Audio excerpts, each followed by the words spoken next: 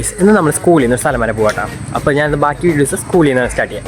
അങ്ങനെ സ്കൂളിലേക്ക് എത്തിയപ്പോൾ നമ്മൾ അഭിനവനെ കണ്ടു. അഭിനവ് ചായ കുടിക്കാൻ പോകാം, നീ മായെന്ന് പറഞ്ഞിട്ട് എന്നെയും കൊണ്ട് പോയി ചായ ഒക്കെ കുടിച്ചത് നമ്മൾ തിരിച്ചത് പിന്നെ സ്കൂളിലേക്ക് പോവാം. അപ്പോൾ അതേ നമുക്ക് പോകാനുള്ള സമയമായി. നമ്മൾ എല്ലാവരോടും എത്തിയിട്ടുണ്ട്. പിന്നെ നമ്മൾ നേരെ പോയിട്ടാ പുത്തൂരിക്കാണ് പോയത്.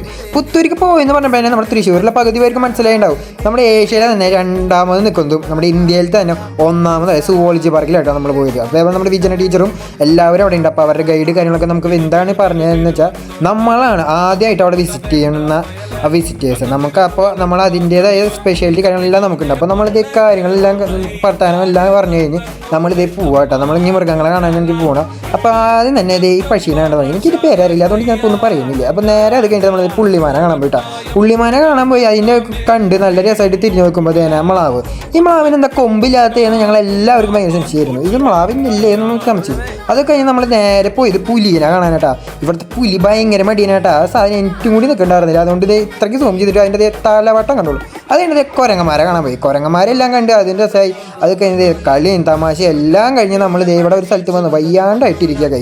സുവോളജി പാർക്ക് ഫുള്ള് കണ്ടു കഴിഞ്ഞോട്ടാ. അപ്പോൾ ബൈ, അത്രേ ഉള്ളൂ, ടാറ്റാ.